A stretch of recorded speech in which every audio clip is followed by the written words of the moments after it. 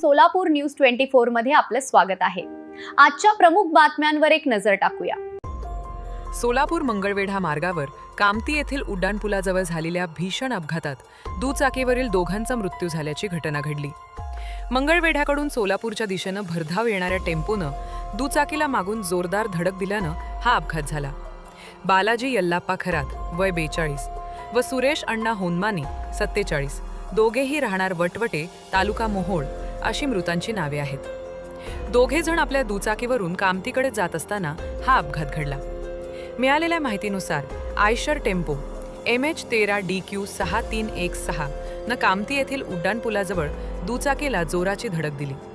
धडकेची तीव्रता इतकी होती की दुचाकीवरील दोघे गंभीर जखमी झाले।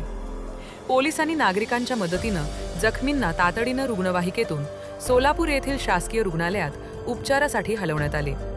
मात्र डॉक्टरांनी दोघांनाही मृत घोषित केले।